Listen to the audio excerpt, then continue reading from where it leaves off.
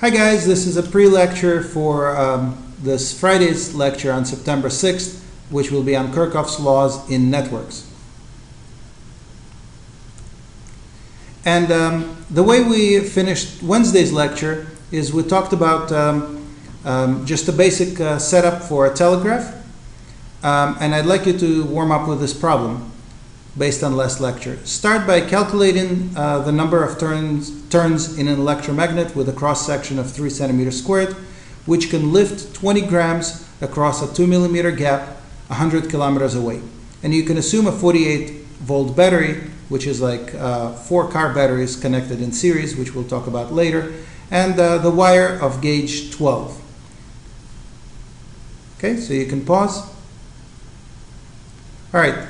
If you're coming back, let's get going with new stuff, and let's discuss what if we want to broadcast our signal. Let's say we want to start at Urbana-Champaign with a switch there, and we want the telegraph to click with the same message in Bloomington, in Decatur, and in Springfield. And this is the map of this area. If you're not familiar with it, it might be useful to take a look.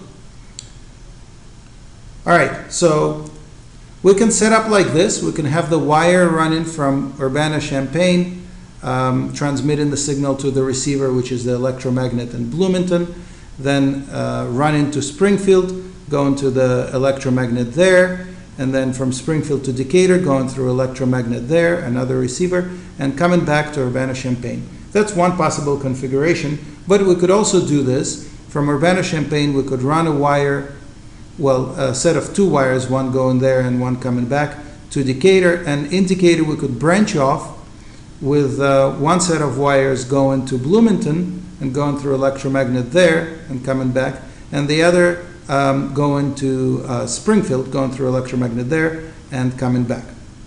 Right? Diagrammatically, it would look something like this. The battery and the switch are in Champaign, and in the first case, the wire just runs continuously.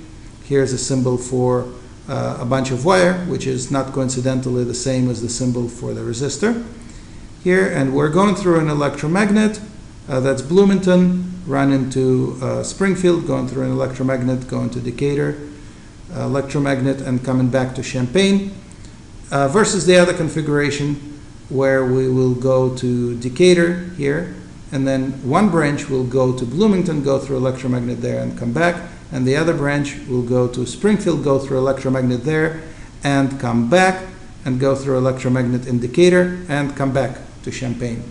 All right? So those are the 2 configurations. So what do I want you to do with this?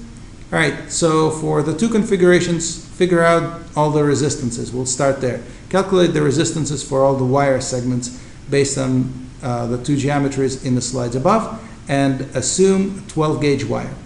Right? Many of these resistances will be the same, so you don't need to do actually too much work. So determine which ones are the same pretty much, and calculate them.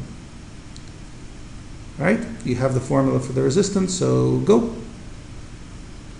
Okay, if you're coming back and would like to do some more, if you're not too tired, you can assume that the battery is 48 volts and calculate the currents through each of the 3 electromagnets for both of the configurations. This is working ahead. Okay, this is where we're going to start the lecture. Hint, you can use Kirchoff's laws and Ohm's law, so you need to read up a little bit on Kirchoff's laws, or use some of the resources that we will give you. All right, and this is where we will pick up. Okay, thank you. All right, I think I'll have to be careful to stop the video here.